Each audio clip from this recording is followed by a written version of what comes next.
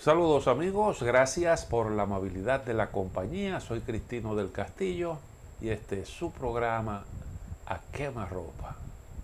El presidente de Estados Unidos, Joe Biden, está convocando para los días 9 y 10 del próximo mes de diciembre una cumbre virtual de jefe de Estado, jefe de gobierno, representantes del sector empresarial, del liderazgo del sector social, y el objetivo es, según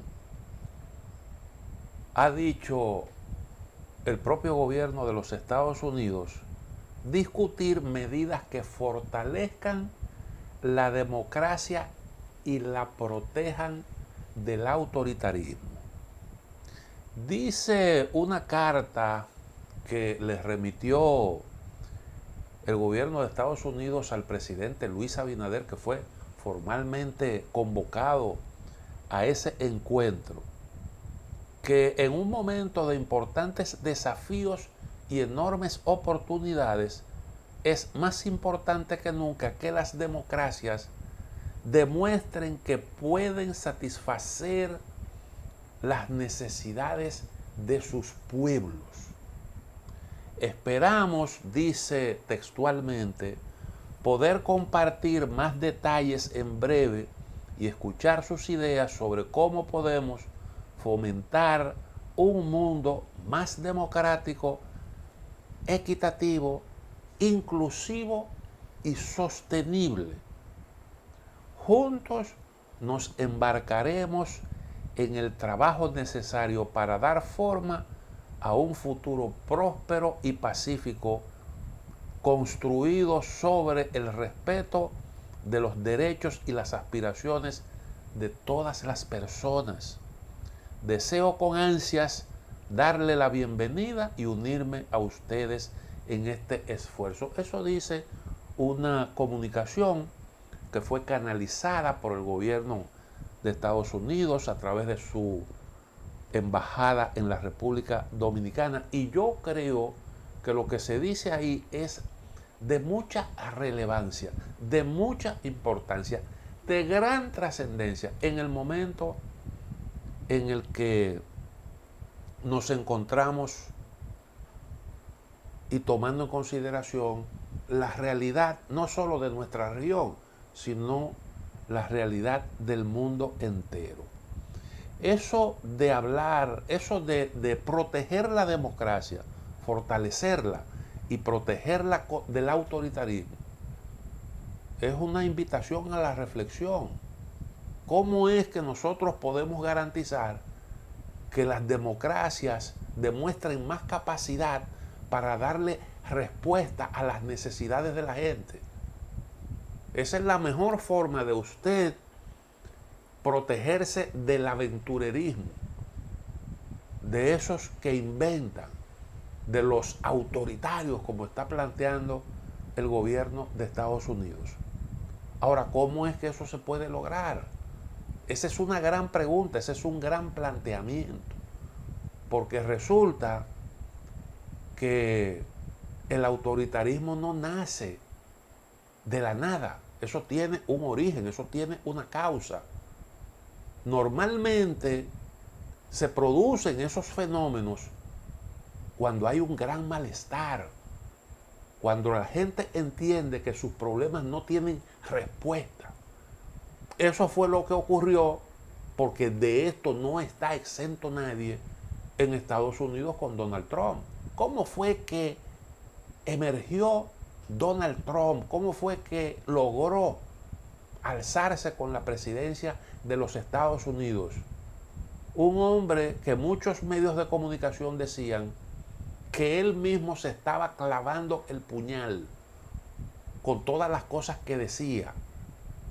Y sin embargo, el tiempo demostró que esas cosas que decía Donald Trump sobre los inmigrantes, algunos prejuicios raciales que el hombre no ocultaba, resulta que eso fue altamente funcional a sus aspiraciones.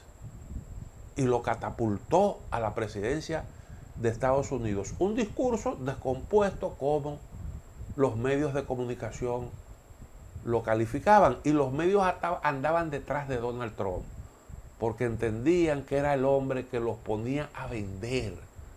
Y resulta que Donald Trump hizo su campaña con una inversión mínima, porque los medios se encargaron gratuitamente de darle cobertura a todos sus pronunciamientos 24 horas del día. ¿Cómo fue que el hombre llegó ahí? Muy sencillo, denunciando los males del sistema. Una de sus consignas era que el sistema estaba roto, y eso lo vinculó a elementos dentro del partido por el que él quería y posteriormente logró la candidatura presidencial, y lo decía también del Partido Demócrata. El sistema está roto y todo esto hay que recomponerlo. Y efectivamente en Estados Unidos se acumuló un gran malestar. ¿Por qué? Bueno, porque sencillamente hubo 40 años de políticas cuyos logros fundamentales fueron exacerbar las desigualdades y producir todas esas inconformidades. Cuando se produjo la crisis del año 2008, que fue el resultado directo de las políticas neoliberales, nosotros tenemos más de 40 años de aplicación de las mismas políticas que han demostrado en la práctica que no funcionan, que funcionan para algunos grupos, que son los grandes beneficiarios, pero para las grandes mayorías, sencillamente eso es una forma de, una especie de penalización, porque resta oportunidades y de alguna forma convierte el mercado en una dictadura. Eso es lo que se ha venido impulsando.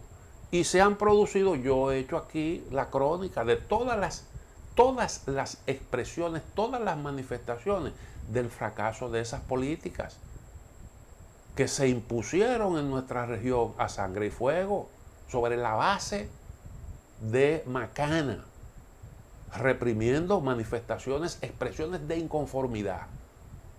Y eso usted lo encuentra en Venezuela, esto usted lo encontró en Ecuador, usted lo encontró en Bolivia, lo encontró en Brasil, lo encontró en la Argentina, en todos esos países en donde han aparecido movimientos contestatarios, algunos de los cuales se califican hoy de ser clientelistas, de ser populistas,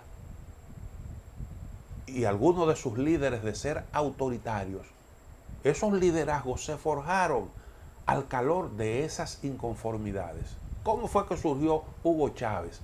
¿Por qué fracasaron los dos principales partidos políticos de Venezuela que se venían alternando en el poder durante bastante tiempo?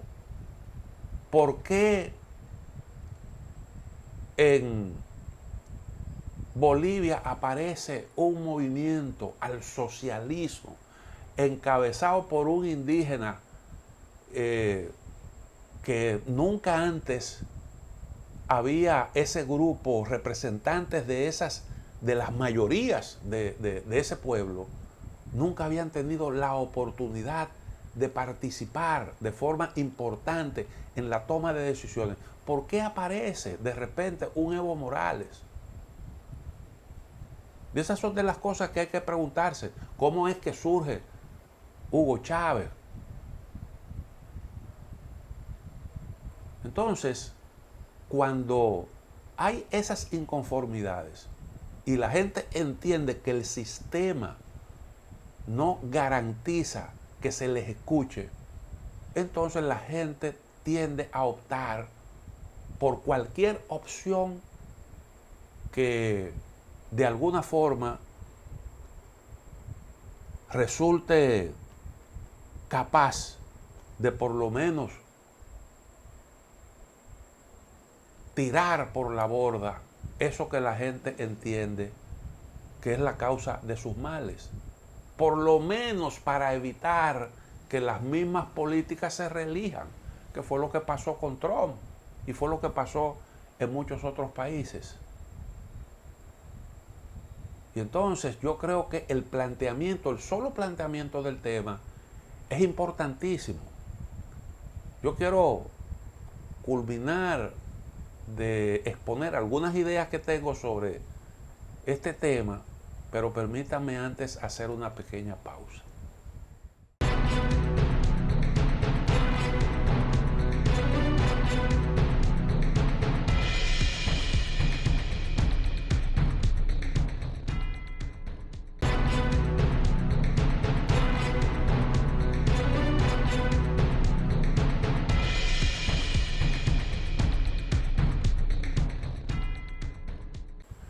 Decíamos, Estados Unidos no está fuera del alcance del autoritarismo. Miren el fenómeno Donald Trump. Miren el fenómeno Donald Trump. Si las elecciones fueran hoy, es lo que están diciendo las encuestas, Donald Trump vencería cómodamente a Joe Biden. Lo vencería cómodamente. Y es curioso, un hombre que ha hecho aprobar y ya lo ha promulgado programas de inversión multimillonarios y tiene en carpeta importantes proyectos para beneficios de las grandes mayorías. Y ha tenido éxitos en muchos aspectos.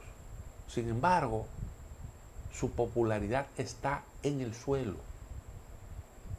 Ronda el 40%, que en Estados Unidos es un nivel de aceptación, de popularidad sumamente bajo. Ese era el nivel que tenía de popularidad Donald Trump en sus peores momentos. Y hoy, si las elecciones fueran hoy, ganara Donald Trump. Y si se celebraran hoy las elecciones de medio término, el Partido Republicano lograría controlar las dos cámaras del Congreso.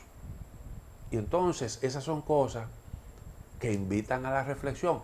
¿Qué es lo que está ocurriendo? Bueno, eso tiene un montón de explicaciones. Yo no me quiero, en el caso de la sociedad estadounidense, meter ahora mismo en esas honduras. Ahora, lo fundamental es constatar que definitivamente hay cosas que han estado fallando. Hay cosas que han estado fallando. Ahora hay el interés de provocar un vuelco en las políticas que se han estado implementando durante los últimos 40 años. Y entonces usted ve todos esos programas del presidente Biden, hay la tendencia a recuperar, a rescatar el rol del Estado como regulador y como garante de los derechos de los ciudadanos, de la equidad. Barack Obama fue el producto de ese sentimiento. La gente se refugió en Barack Obama. La inconformidad con las políticas que se venían implementando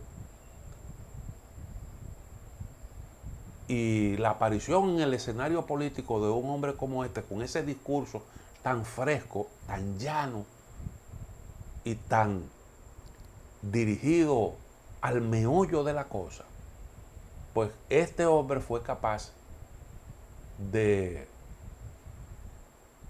monopolizar la simpatía, de atraer la simpatía de la gente, y se convirtió, esa coyuntura lo convirtió en el primer presidente negro en toda la historia de la Unión Americana. Eso no fue producto de una casualidad, eso fue producto de un profundo sentimiento de desesperación, de un deseo claro de acabar con esas políticas que la gente que mantenía inconforme al público.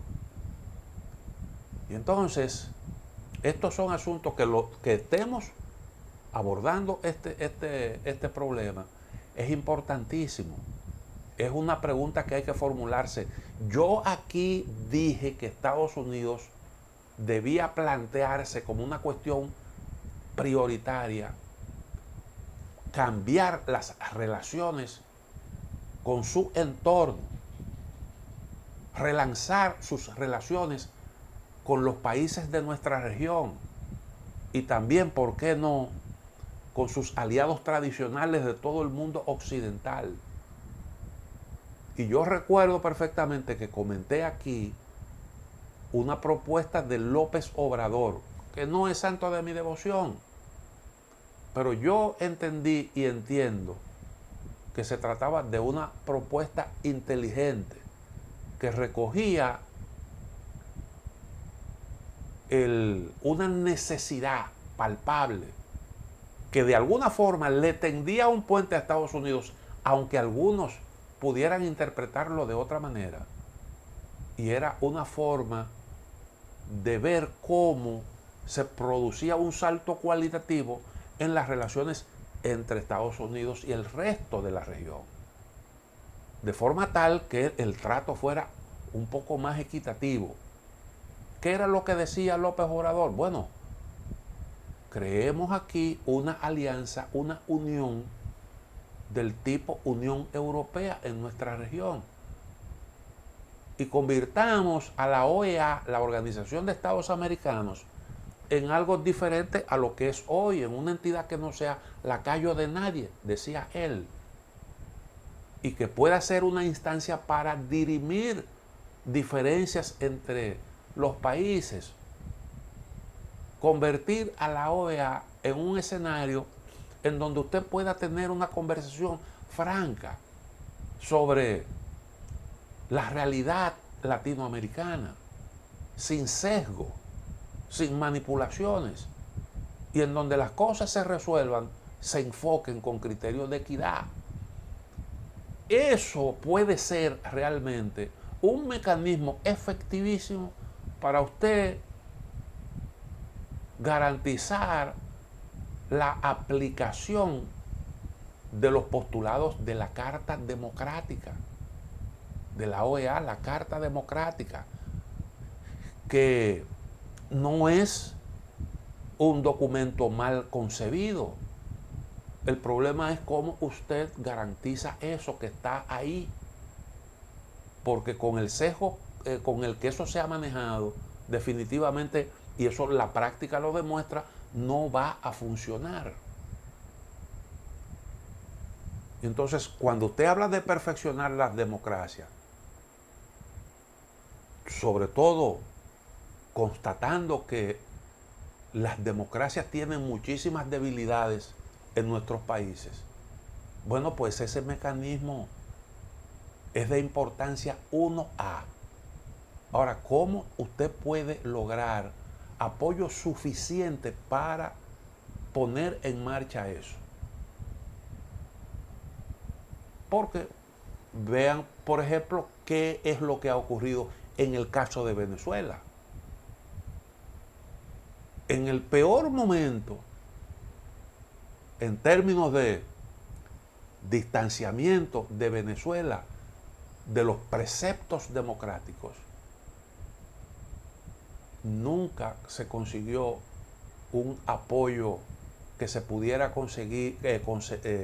considerar importante para lograr revertir todos los retrocesos que se estaban produciendo en ese país en cuanto a calidad de la democracia se refiere. ¿Por qué? Bueno, sencillamente por una razón. Y es que cuando había la certeza de que el gobierno de Maduro y el propio gobierno de Hugo Chávez, en términos de legitimidad, no se podía considerar que habían razones fundamentales suficientes para los cuestionamientos. Aún en circunstancias como esa, hubo hostilidad notoria, lo cual quiere decir intolerancia. Luego, si tú quieres realmente proteger la democracia del autoritarismo, una condición fundamental es que las relaciones entre los distintos países se lleven a cabo en base también a criterios democráticos.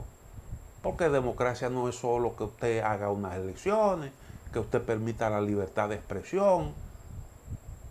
También es autoritarismo cuando un país le impone al otro su forma de pensar, su forma de concebir las cosas, sus propias decisiones. Eso también es autoritarismo.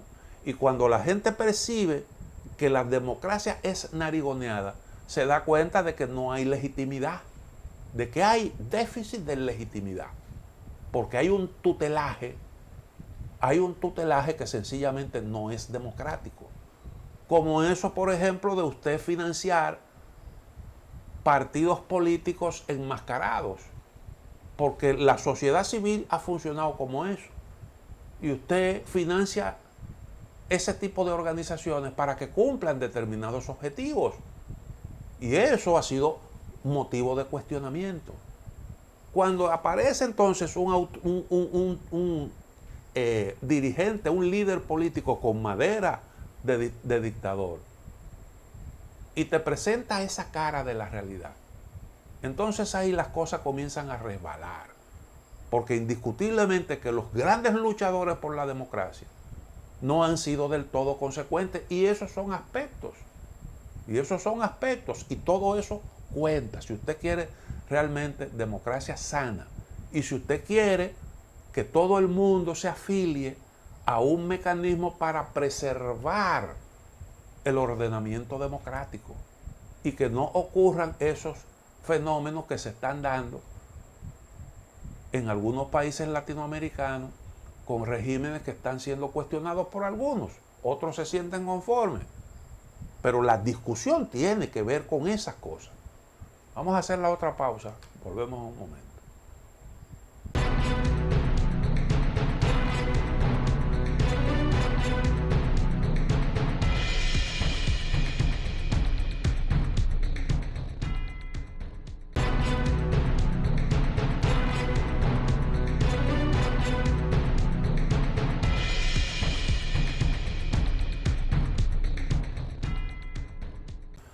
Para Estados Unidos, el planteamiento de este tema es de capital importancia.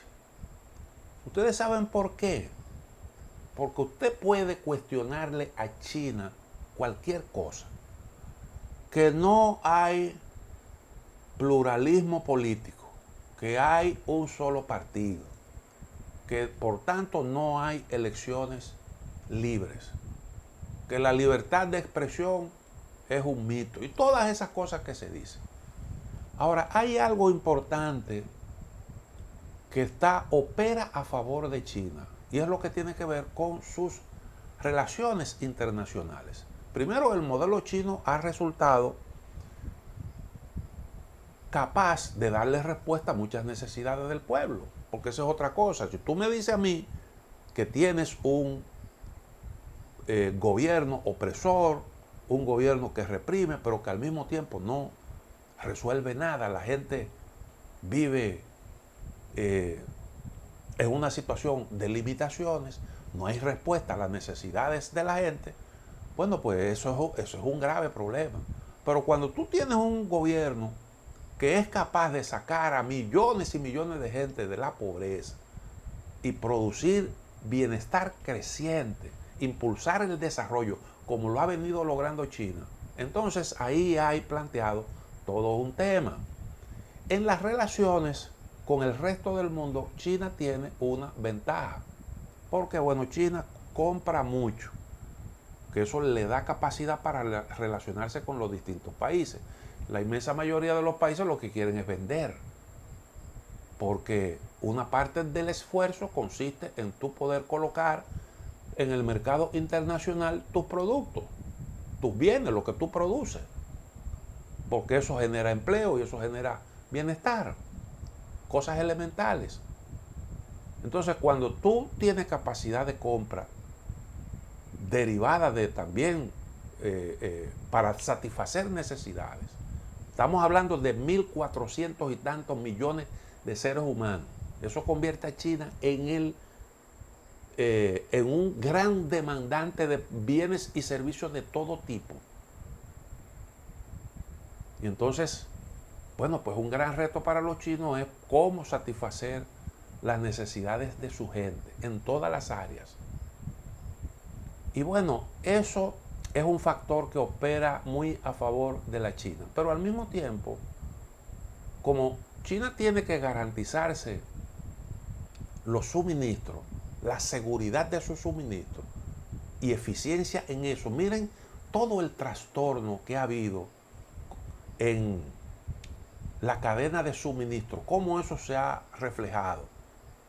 Eso yo creo que es muy sintomático y pone en evidencia la importancia de estas cosas, de esos temas que se están ahora mismo discutiendo, los espacios, las rutas, por allá, por la zona del mar meridional de China. Si alguien tiene la capacidad para interrumpir esos suministros, tú estás en un grave problema. Y entonces de ahí viene el proyecto de China, de la ruta de la seda, que incluye la construcción de infraestructura, puertos, carreteras y todas esas cosas. Tienen como objetivo precisamente garantizar su suministro y al mismo tiempo su comercio exterior, porque China es un gran exportador, la principal potencia exportadora del mundo hoy en día. Esa es una realidad. Entonces, todo eso le da poder de negociación al gobierno chino y todo el mundo quiere, todos los países quieren tener unas buenas relaciones con ese país que además de eso es un gran inversionista en el mundo entero. Ese proyecto de la ruta de la seda abarca una inversión extraordinaria. Eso es como una especie, en la práctica opera como una especie de plan Marshall para el mundo. Y eso naturalmente es lo que ha provocado muchas preocupaciones, porque la inversión la anda buscando todo el mundo. Y China presta más que el Fondo Monetario Internacional y el Banco Mundial, juntos los dos. Los chinos no regalan nada, ellos prestan. Y bueno, los países quieren tener acceso al crédito, es una cuestión fundamental. Ahora, la gran ventaja que tiene negociar préstamos con China es que China te presta a la tasa del mercado y con buenos plazos incluso. Con buenos plazos, buena tasa. Y además, algo que se valora en cualquier parte del mundo es que los préstamos no vienen atados por lo general a asuntos políticos y de otro tipo, condicionantes que no tienen nada que ver con la transacción en sí, con el préstamo como tal. Ahora mismo se está hablando de que la Argentina de que una de las cosas que se manejan es que las negociaciones con el Fondo Monetario Internacional para una condición para flexibilizar la posición es que Argentina participe luchando contra el autoritarismo en países como Venezuela, como Cuba, como Nicaragua ahora. Esas son de las cosas que inquietan. Y bueno, se dice que hay la intención de atar cualquier ayuda a ese tipo de temas. Y entonces yo me pregunto, bueno, ese tipo de narigoneo de nuestras democracias es realmente una cuestión legítima. ¿Ayuda a eso? Bueno, a algunos pudiera parecerle como algo natural, pero en nuestras sociedades hay gente que entiende que esas no son relaciones sanas y esos no son métodos sanos de usted conducir las relaciones a nivel de socios de buena fe. Todo eso es importante para la calidad de la democracia. y para usted evitar los autoritarismos, como es que se está planteando el asunto. Entonces yo decía, China tiene esa ventaja. Cualquiera quiere tener relaciones y tú no puedes andar por ahí pidiéndole a gente, países con los que tú has tenido tradicionalmente muy buenas relaciones, tú no le puedes estar imponiendo condiciones. No, no acepte tal cosa de ese país, porque a ti no te conviene y eso es un país que es autoritario, pero me está ofreciendo cosas que yo necesito. Luego, se necesita, creo yo, que un tipo de relaciones que tú puedas razonablemente, pues, lograr una asociación mucho más sólida. ¿Cuáles han sido las últimas iniciativas de Estados Unidos para la región? Beneficiosas para nuestra región. Bueno, lo que uno recuerda es Alianza para el Progreso.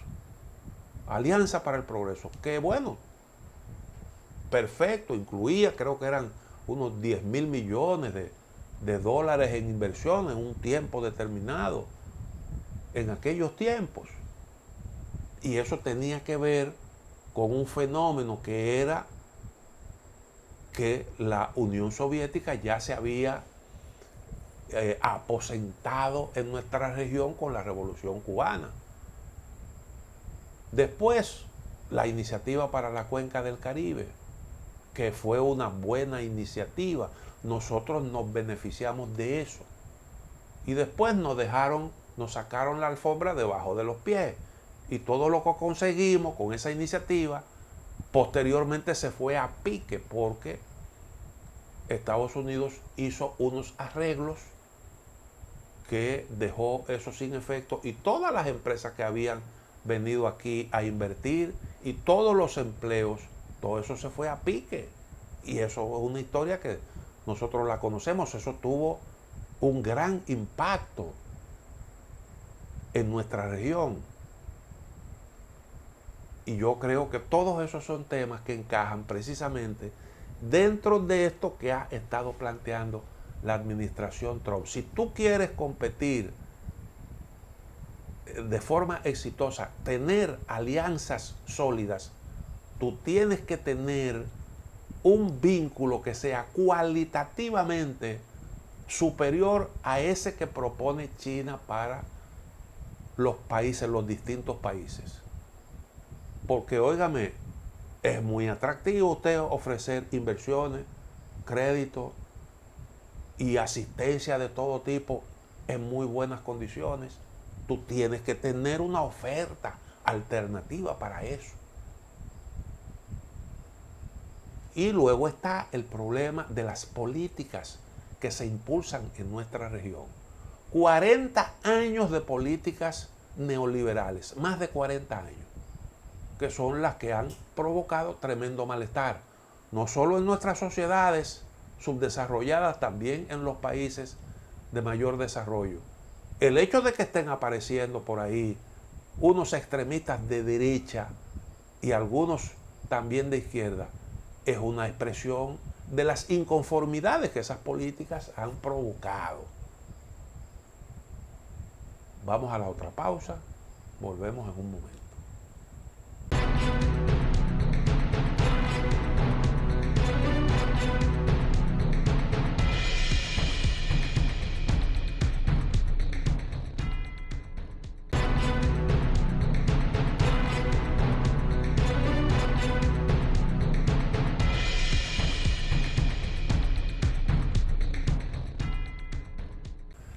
Venezuela celebró elecciones recientemente. Eran elecciones regionales para escoger gobernadores y para escoger los alcaldes de los distintos municipios. ¿Cuál fue el resultado de esas elecciones? Los gobernadores de 20 estados o las gobernaciones de 20 estados fueron conquistadas por el Partido Socialista Unido de Venezuela, el partido de Nicolás Maduro. Y la oposición logró conquistar apenas 3. Es decir, que fue un triunfo arrollador en términos de resultados. 20 capitales de los estados también quedaron en manos del chavismo. Y del total de 335 alcaldías en juego, el Partido Socialista Unificado de Venezuela ganó 205, que es una cifra realmente importante. En términos de votos, este es otro detalle al que hay que prestarle atención. En términos de votos, el conjunto de la oposición obtuvo algo más de 4.400.000 sufragios a su favor. Y el Partido Socialista Unificado de Venezuela alcanzó un poco más de 3.700.000. Esa fue una votación mucho más baja que la que obtuvo en las legislativas del año 2020. Sin embargo, por la configuración del escenario electoral y su estrategia, pues aún teniendo esa diferencia de votos en su contra, obtuvo la mayoría. ¿Por qué? Bueno, porque la oposición fue dividida. La oposición díscola, yo creo que en gran medida incapaz y muy dispersa, realmente pues no pudo dar pie con bola en ese proceso. ¿Cómo recibió la comunidad internacional? ¿Qué es lo que dice la comunidad internacional sobre las elecciones de Venezuela? Bueno, hay una posición de Naciones Unidas. La ONU expresó preocupación por algunos incidentes que se denunciaron durante los comicios regionales y locales que se celebraron el pasado domingo. Sobre todo, denuncias de presiones a periodistas y algunos votantes. Denuncias de presiones a periodistas y a votantes. Aunque las elecciones se celebraron en general de manera pacífica, dice la misión que observó las elecciones, me estoy refiriendo de la ONU, pues hubo informes de incidentes violentos, como ataques con armas de fuego que causaron un muerto y 2 heridos en zonas próximas a lugares de votación en el estado de Zulia.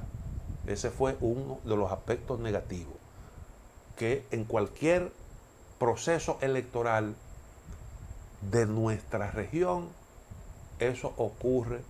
Es más, no hay país prácticamente en donde no ocurran ese tipo de incidentes en nuestra región. Ustedes recuerdan el caso de México, por ejemplo, en donde pues los muertos son decenas en los procesos electorales. Y no hablemos de otros países. Bueno, el asunto es que hay algunas quejas de que los empleados públicos fueron presionados para votar en favor de determinados partidos políticos, pero en sentido general la opinión es que estas elecciones fueron cualitativamente superiores a las anteriores. Dice un militante de la oposición venezolana, Manuel Rosales, que fue candidato presidencial, compitió con Hugo Chávez por la presidencia de Venezuela. Él dijo literalmente lo siguiente: si hubiéramos ido unidos, mínimo más de 10 gobernaciones hubieran acompañado la victoria del Zulia y también una cantidad importante de alcaldías. Eso dijo, si hubiéramos ido unidos.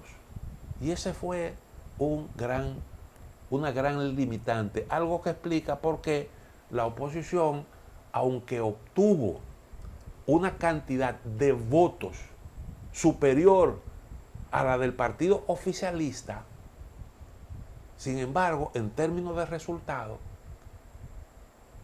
el chavismo se lo llevó prácticamente todo, porque bueno, sencillamente no lograron armar las candidaturas en las distintas demarcaciones que pudieran pues concitar el apoyo suficiente como para desplazar, para imponerse sobre el chavismo. La Unión Europea, ¿qué dice? Dice la misión de observadores de la Unión Europea en un informe preliminar que las recientes elecciones estatales y municipales en Venezuela se desarrollaron en mejores condiciones que los 3 anteriores comicios nacionales. Sin embargo, el documento presentado a los medios de comunicación destacó una serie de irregularidades que afectan la igualdad de condiciones para competir en las elecciones. Siempre de eso hay queja en todos los países de nuestra región. La Isabel Santos, diputada socialista portuguesa y jefa de la misión, dijo que se evidenció, y para mí esto es importantísimo, se evidenció, dice ella, una mejora en particular en lo que se refiere al Consejo Nacional Electoral, calificado como el más equilibrado de los últimos 20 años. Para mí eso lo dice todo.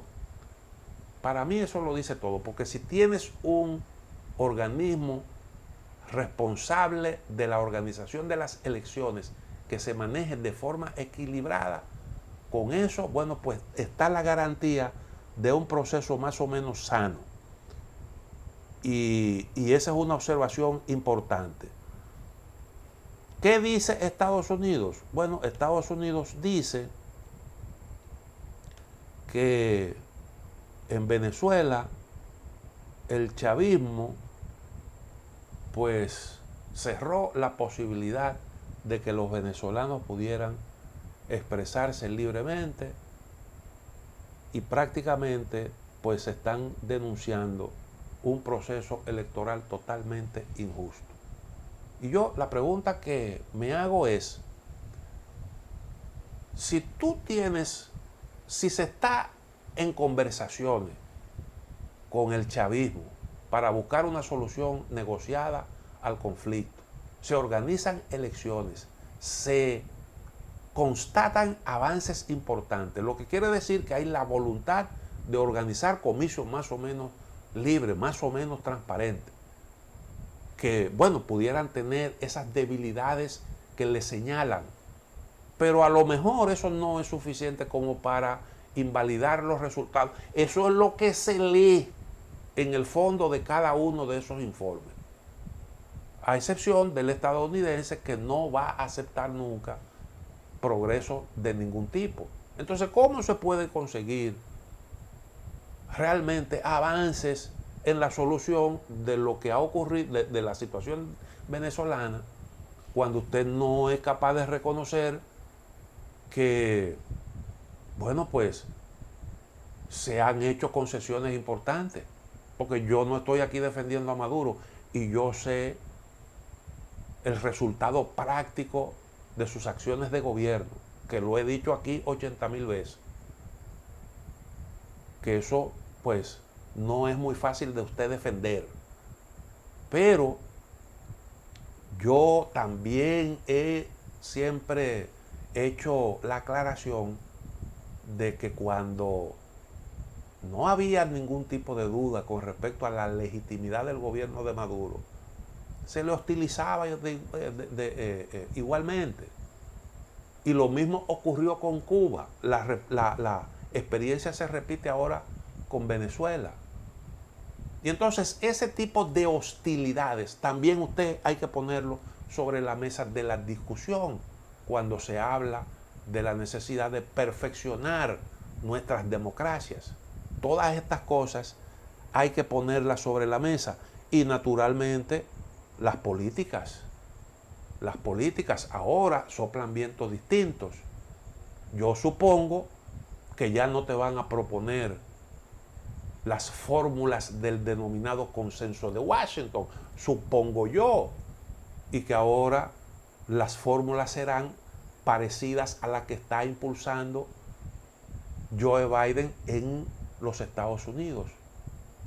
Bueno, aquí también hay un espacio abierto para discutir temas como el de Haití. ¿Cómo es que Haití ha llegado a la situación en que se encuentra actualmente?